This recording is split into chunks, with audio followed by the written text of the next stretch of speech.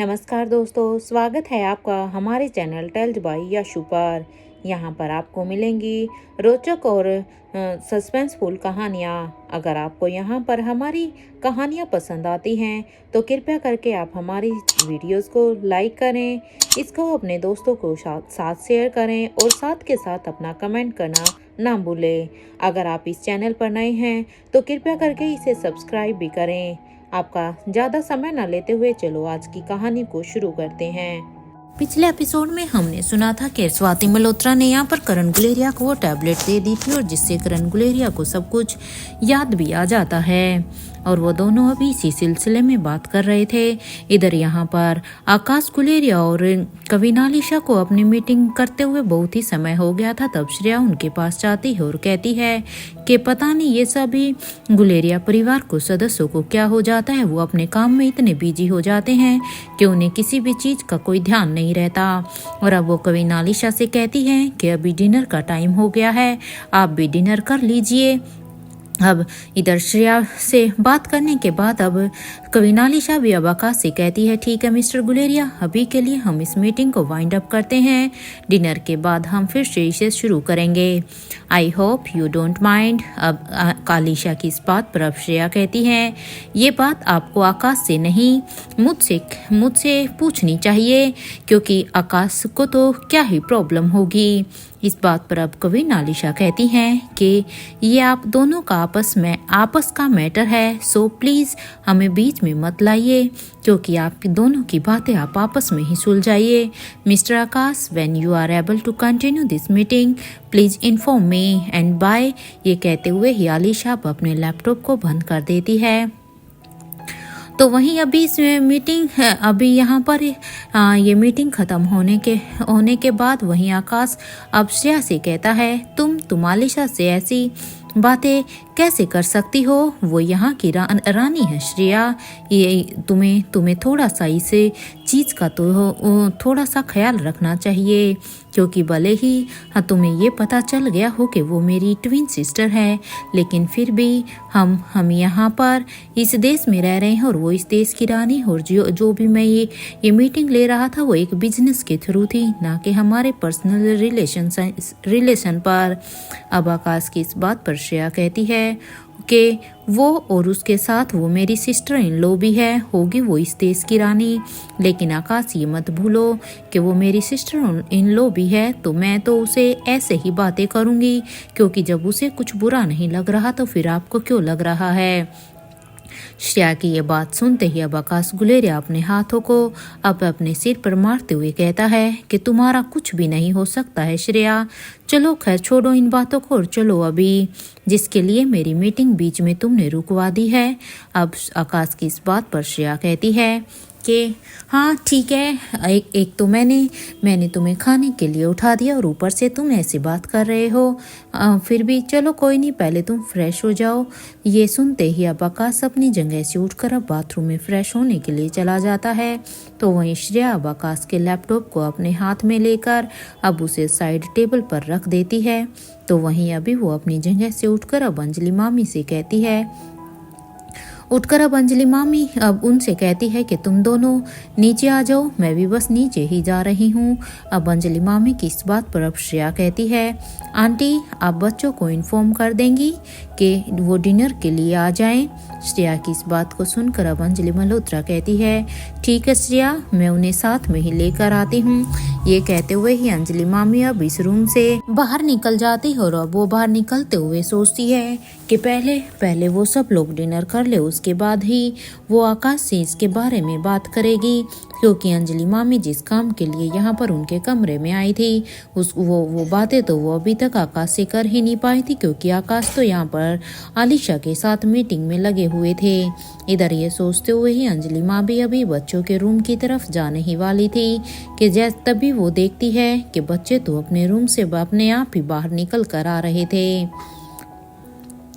बच्चों को इस तरह से अपने आप ही बाहर निकलता हुआ देखकर अब वो अंजलि मामी के चेहरे पर समाइल थी, लेकिन अब वो देखती हैं कि उनके पीछे प्रीति, ओमकार और सनी भी थे। उन्हें देखते ही अब अंजलि मामी कहती है कि क्या आप सब नीचे ही जा रहे हैं क्या? अब अंजलि मामी की ये बात सुनकर वो सभी हाँ में अपना सिर हिला देते हैं। इधर अब अंजलि मल्होत्रा भी कहती है ठीक है फिर नीचे चलें, डिनर का समय हो गया है। ये सुनते ही सभी अब एलिवेटर से ग्राउंड फ्लोर की तरफ जाने लगते हैं। तो वहीं अब तक आयशा मारवा, सावित्री और रेखा मूर्ति ने सारा ही काम अब तक खत्म कर दिया था। अब वो तीनों ही सर्विंग बाउल को डाइनिंग टेबल की तरफ लेकर जाने लगती हैं। कुछ देर में अब यहाँ पर पूरा का पूरा डाइनिंग टेबल अब डिशेज से भर जाता है, क्योंकि इन तीनों ने मिलकर ढेर सारी डिशेज बनाई थी। तो वहीं अब तक सभी एक एक करके अब अपने रूम से बाहर आ जाते हैं।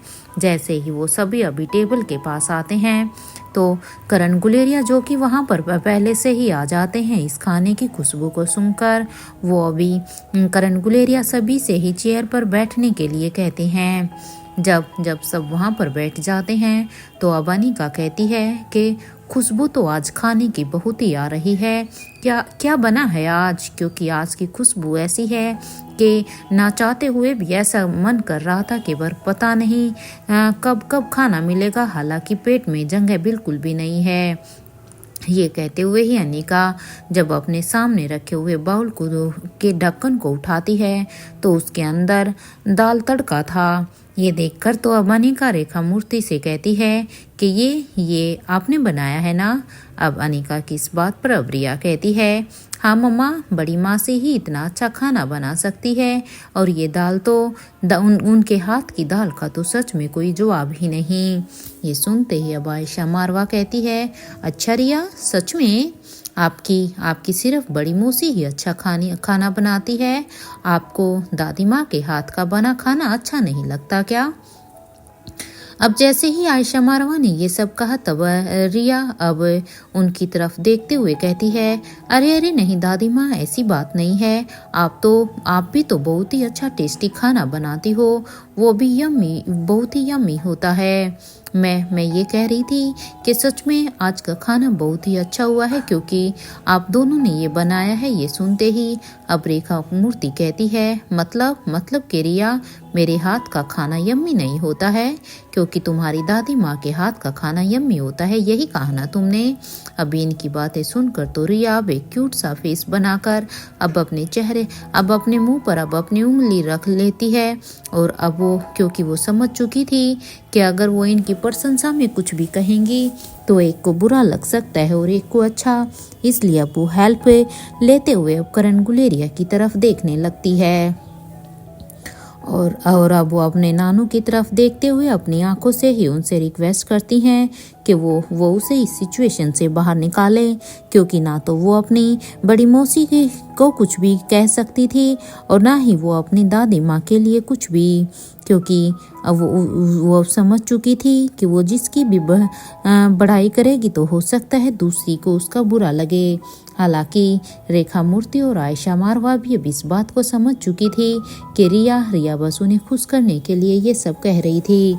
इधर करण गुलेरिया की नज़र जब रिया पर जाती है तो अब वो रिया की आंखों को पढ़ते हुए समझ जाते हैं कि रिया अब उनसे हेल्प मांग रही है, इसलिए अब रिया की बातों को समझते हुए वो आयशा मारवा और रेखा मूर्ति दोनों से ही कहते हैं कि अरे अब बस भी कीजिए ना, ये बच्ची है, आप दोनों के हाथ का खाना दोनों का ही बहुत ही अच्छा है, चलो अब मेरी लिटिल एंजल को कोई भी परेशान नहीं करेगा। करण गुलेरिया की ये बात सुनते ही इधर टेबल पर अब एकदम से ही सबकी हंसी गूंजने लगती है, क्योंकि इस तरह रिया को इस तरह से बिल्कुल चुपचाप ऐसे देखकर अब सभी को मजा भी बहुत आ रहा था, क्योंकि आज रिया अपनी बड़ाई के चक्कर में खुद ही फंस गई थी। इधर करण गुलेरिया अब आयशा मारवा और रेखा मूर्ति से फिर से कहते हैं अरे आप दोनों भी बैठ जाइए ना, हमें पता है कि सारे ही स्टाफ आज छुट्टी पर गए हैं, तो हम सभी अपनी प्लेट में सर्व कर लेंगे। अब उनकी ये बात सुनते ही वो दोनों भी अब अपनी अपनी जगह पर बैठ जाती हैं। तो वहीं रोहित मारवा अब सारे ही सर्विंग बाउल को देखता है। सारे ही सर्विंग बाउल को के ढक्कन को उठाकर देखने के बाद अब वो कहता है सलाद नहीं है क्या? अब रोहित की इस बात पर अब रेखा मौसी कहती है कि उस प्लेट में है वो, तो ये सुनते ही अब रोहित कहता है मेरा सलाद एंड बॉइल्ड वेजिटेबल्स, क्योंकि ये सलाद नहीं मांग रहा हूँ मैं।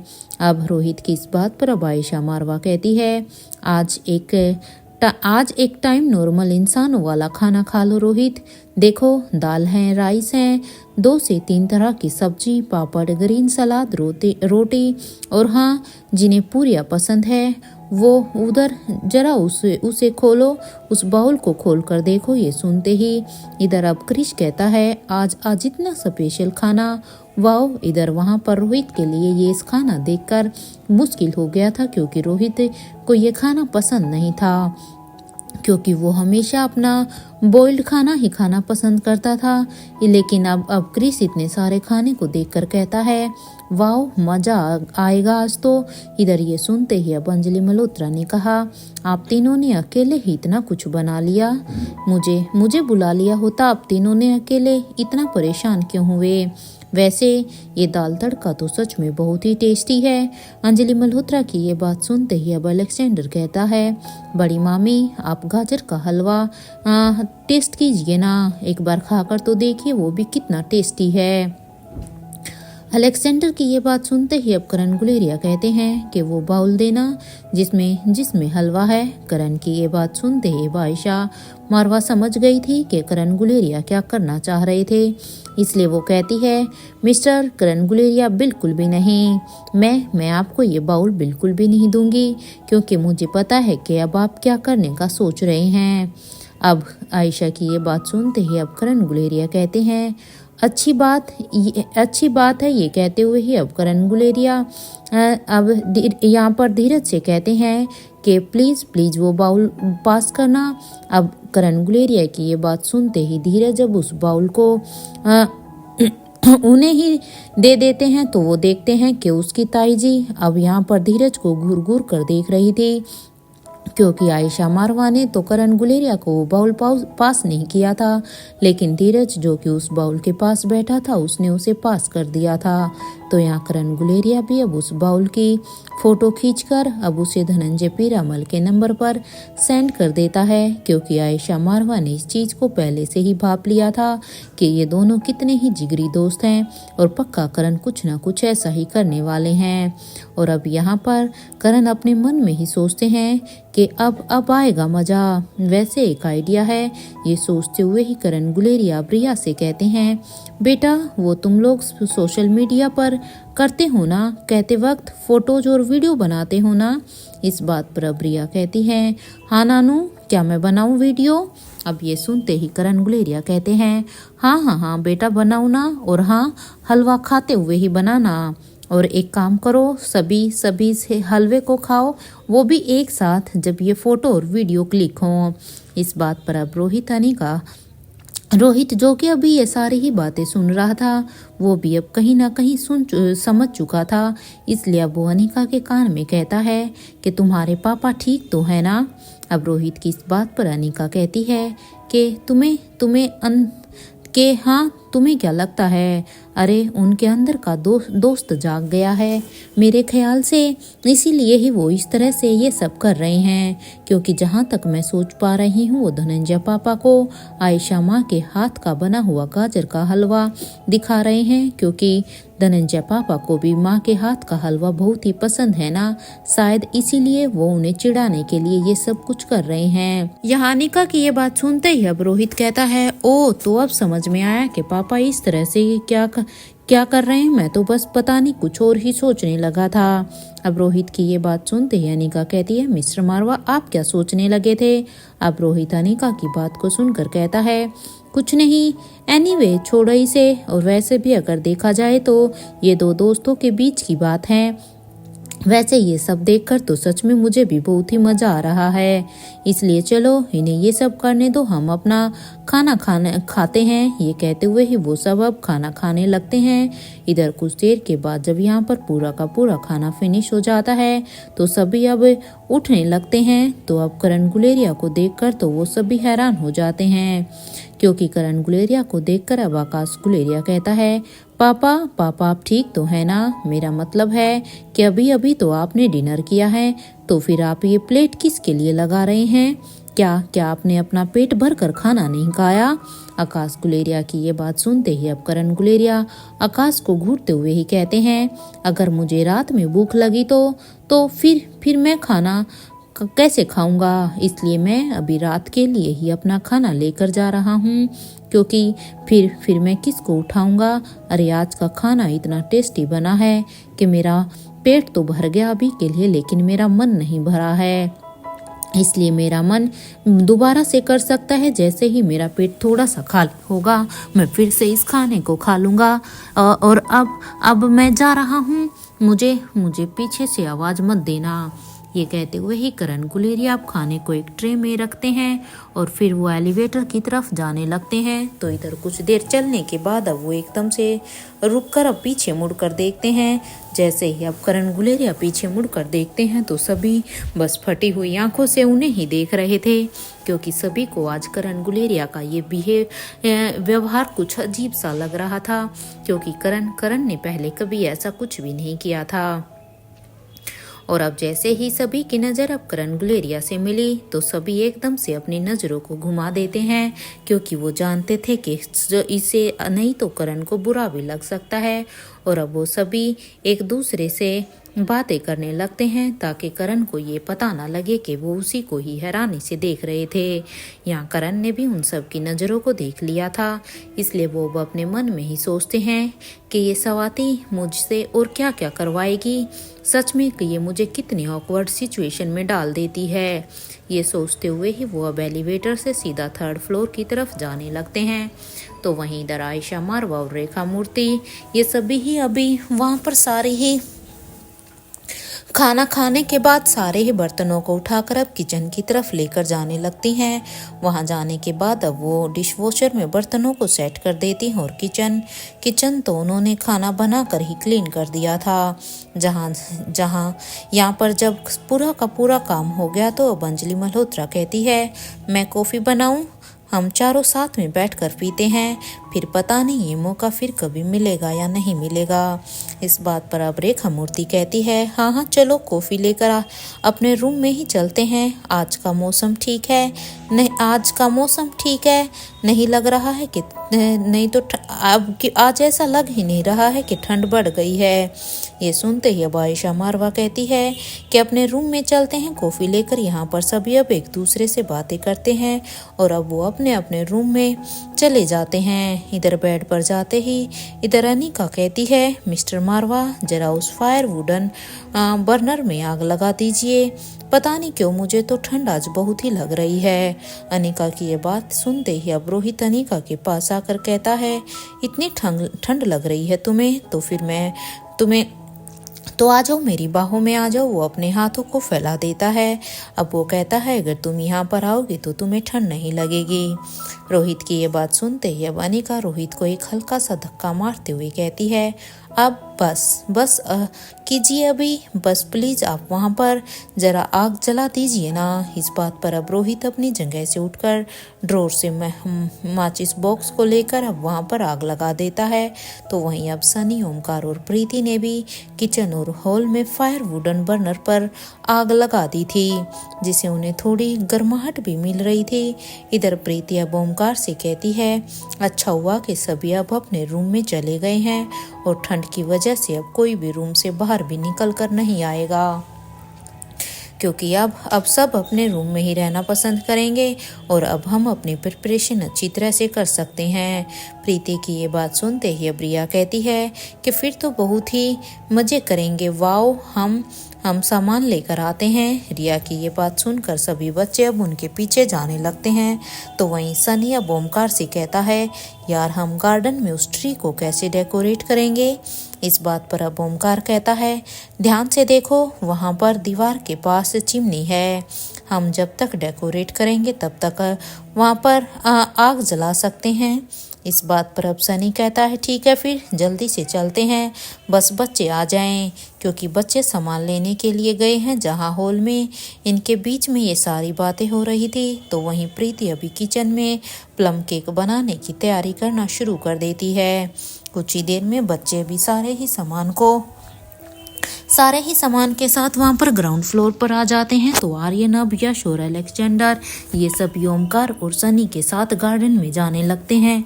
तो वहीं रिया और पिंकी तो अब किचन में अभी प्रीति का साथ देने के लिए आ जाती हैं। और वो यहाँ पर आने के बाद बस प्रीति को ही देख रही थी। यहाँ प्रीति ने केक बनाना शुरू कर दिया था और अब वो बस रिया और पिंकी से चीज़ें ही मांग रही थी। तो वहीं यहाँ पर बाहर यश कहता है, मुझे तो बहुत ही ठंड लग रही है और सच बताऊं तो ठंड तो बहुत ही मुझे अच्छी भी लगती है।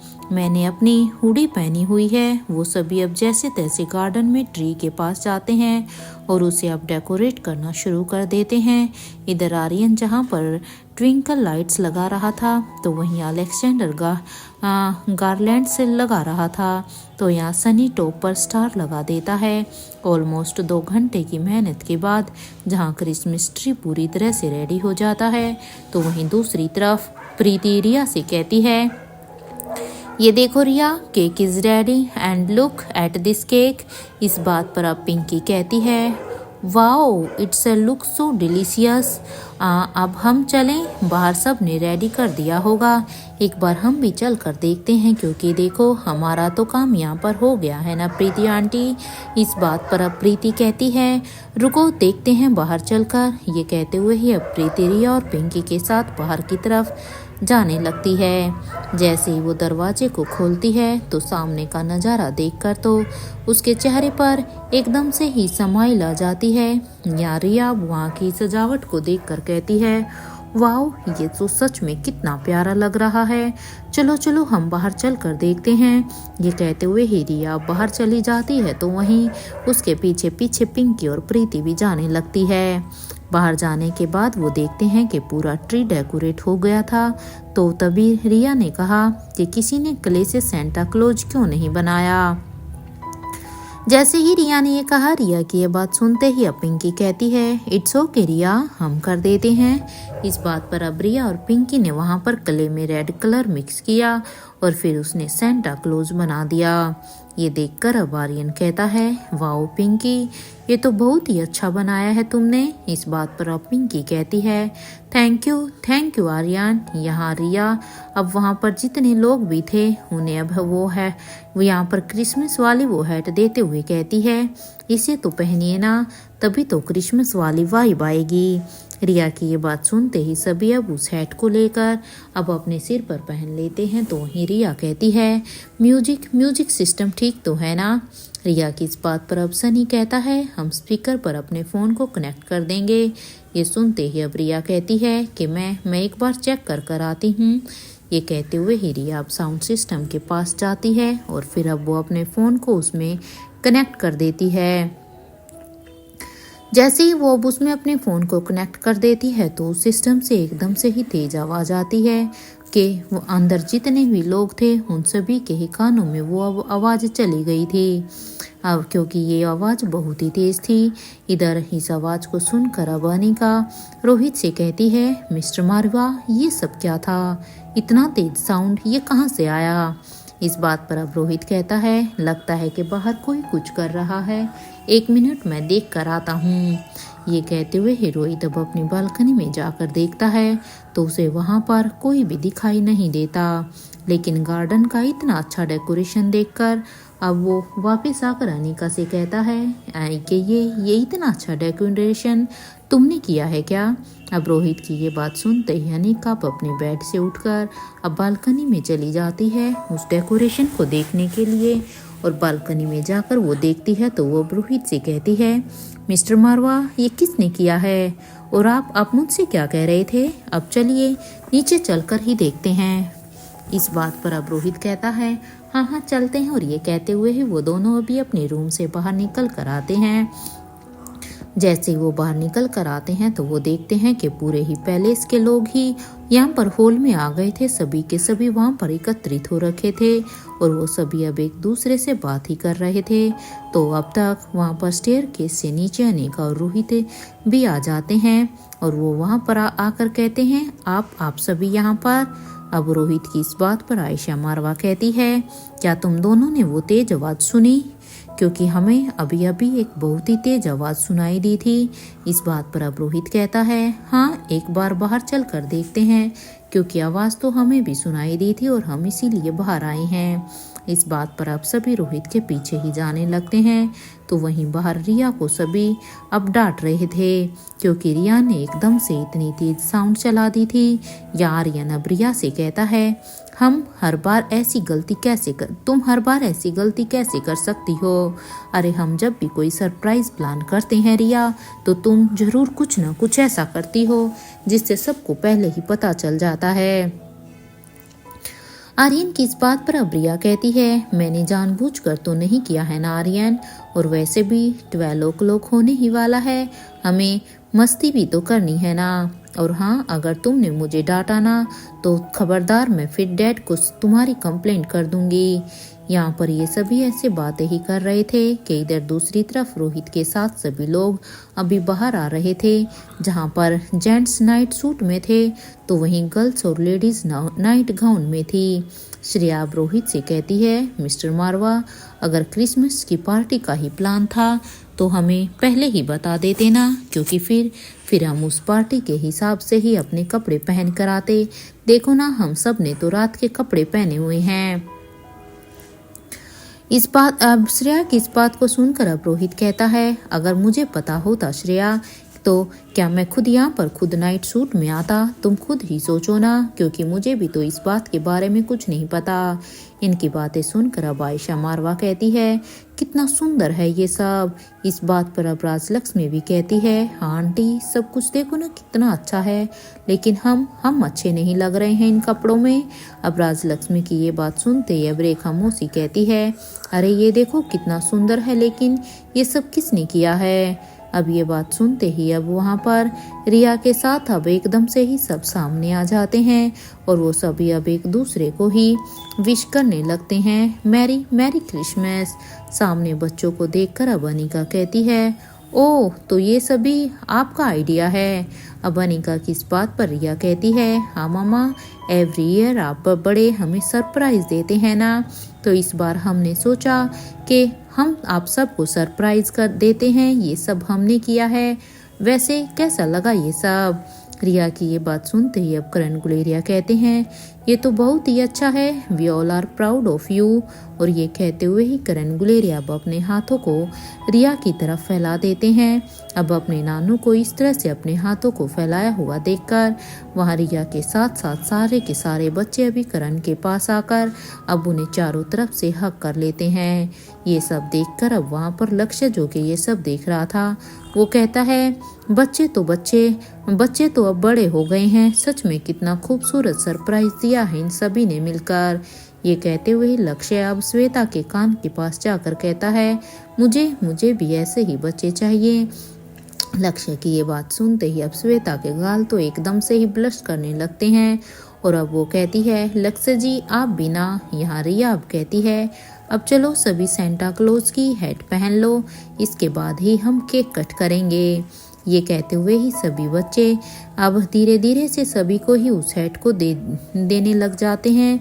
तो वहीं इधर प्रीति अभी सेंटर टेबल के पास से अब उस केक को लेकर आ जाती है, जो कि उन्होंने बड़ी ही मेहनत के साथ बनाया था। जैसे ही सभी ने अब अपने सिर पर हैट पहना तो अब रिया करण गुलेरिया से कहती है, नानू आप केक काटो। ये सुनते ही अब करण गुलेरिया केक को कट करते हैं और इसके बाद अब वो सभी को एक दूसरे को केक की स्लाइस खिलाते हैं और साथ के साथ अब वो उन्हें मैरी क्रिसमस भी विश करने लगते हैं। तो वहीं मयूर अब राजलक्ष्मी के कान में कहता है, कितना गलत टाइम पर वो आवाज़ आई थी ना, मेरा तो रोमांस पर ही एकदम से ही ब्रेक ही लग गया। अब मयूर की ये बात सुनते ही राजलक्ष्मी मयूर को केक खिलाते हुए कहती है, मैरी क्रिसमस। सभी को विश करने के बाद अब रिया म्यूजिक ऑन कर देती है, तो यहाँ पर सभी अब एक दूसरे के साथ डांस करने लगते हैं। यहाँ पर म्यूजिक में पहला गाना था, तेरा होने लगा हूँ जब से मिला हूँ। इस गाने पर तो सभी कपल अब एक दूसरे के साथ डांस करने लगते हैं। वो एक दूसरे के डांस में इतना खो जाते हैं कि उन्हें कुछ एहसास भी नहीं होता। आज शायद पहली बार था कि ये सभी बिना प्रिपेयर हुए ही एक दूसरे के साथ डांस कर रहे थे। वो सभी अभी इंजॉय ही कर रहे थे कि तभी वहाँ पर अब स्नोफॉल भी होने लग गई थी और सभी अब उस स्नोफॉल को इंजॉय कर रहे थे। तो वहीं बच्चों की खुशी का तो कोई ठिकाना ही नहीं था। उन्हें तो देखकर ऐसा लग रहा था कि जैसे बच्चे इस दिन को इस स्नो को बहुत ही इंजॉय कर रहे थे। यहाँ पर सभी के साथ डांस करने के बाद अब करण गुलेरिया अंदर पैलेस की तरफ जाने लगते हैं। इधर कुछ देर के बाद एलिवेटर से वो सीधा ही 3rd फ्लोर पर आ जाते हैं क्योंकि वो जानते थे कि स्वाति मल्होत्रा अभी भी उनके कमरे में ही है। और अब वो जल्दी से अपने रूम में आ जाते हैं और वहाँ आने के बाद अब वो कहते हैं, स्वाति मेरे साथ चलो। करण की इस बात पर अब स्वाति मल्होत्रा कहती है, पहले ये तो बताओ कि वो आवाज़ कैसी थी करण। इस बात पर अब करण गुलेरिया कहते हैं कि वो सब बाद में मैं तुम्हें बताऊंगा, पहले तुम मेरे साथ टेरेस पर चलो। ये कहते हुए ही वो अब स्वाति मल्होत्रा के हाथ को पकड़कर उन्हें अब सीधा ही टेरेस की तरफ लेकर जाने लगते हैं। कुछ देर के बाद जब वो दोनों टेरेस पर पहुंचते हैं तो अब स्वाति मल्होत्रा कहती है, करण स्नोफॉल हो रहा है। इस बात पर अब करण गुलेरिया कहते हैं, इसलिए ही तो मैं तुम्हें यहाँ पर टेरेस पर लेकर आया हूँ, अब जल्दी से चलो। यहाँ करण गुलेरिया और स्वाति मल्होत्रा दोनों ही अभी टेरेस पर आते हैं और टेरेस पर आने के बाद अब वो यहाँ पर स्नोफॉल होते हुए ही एक दूसरे के साथ अब हाथों में हाथ डालकर अब डांस करने लगते हैं। तो वहीं यहाँ पर बाकी सभी अभी नीचे एक दूसरे के साथ डांस कर रहे थे और एंजॉय कर रहे थे। यहाँ एक के बाद एक म्यूजिक चेंज हो रहा था तो वहीं उनका डांस भी अब बार बार बदल रहा था। यहाँ रोहित और अनिका तो एक दूसरे में ही कहीं खोए हुए थे तो वहीं बाकी के कपल्स का भी कुछ ऐसा ही हाल था। आज सभी बिना किसी शो ऑफ किए एक दूसरे के साथ को महसूस कर रहे थे। यहाँ आयशा मारवा और रेखा मूर्ति तो बस बच्चों के ही साथ डांस कर रही थी तो यहाँ भूमिका और निखिल भी एक दूसरे में खोए हुए थे। एक तरफ जहाँ पर ये सभी कपल एक दूसरे के साथ जोड़े में थे तो एक साइड यहाँ पर किशन मल्होत्रा और अंजलि मामी ये दोनों डांस कर रहे थे। और अब यहाँ पर किशन मामा अंजलि मामी से कहते हैं, इस स्नोफॉल ने तो सच में हमारे रोमांस में एक जान ही डाल दी। यहाँ पर पैलेस में सभी एक दूसरे में खोए हुए थे तो इधर टेरेस पर करण गुलेरिया और स्वाति मल्होत्रा भी एक दूसरे के एहसास में खोए हुए थे। तभी एकदम से स्वाति मल्होत्रा को एहसास होता है कि कोई स्टेयरकेस से नीचे जा रहा है। उस शख्स ने सेंटा क्लॉज जैसे कपड़े पहने हुए थे। स्वाति मल्होत्रा करण गुलेरिया से कहती है, 1 मिनट करण, पता नहीं क्यों मुझे लगता है कि कोई अंदर गया है यहाँ टेरेस से ही। स्वाति की इस बात पर अब करण गुलेरिया कहते हैं, इस वक्त कुछ नहीं प्लीज़, अभी हमें सिर्फ एक दूसरे के साथ ही डांस करना है क्योंकि हमारे सिवा तो यहाँ टेरेस पर और कोई है भी नहीं। तो वहीं स्वाति अब अपने मन में ही सोचती है कि आखिर इस तरह से तो सिर्फ वही आ सकते हैं, उनके अलावा और कोई नहीं। ये सोचते हुए स्वाति मल्होत्रा अब करण के साथ इस स्नोफॉल को फिर से एंजॉय करने लगती है। लेकिन उसके दिमाग में अभी भी यही चल रहा था कि हाँ जरूर नहीं, वहाँ पर कोई ना कोई तो नीचे जरूर गया है।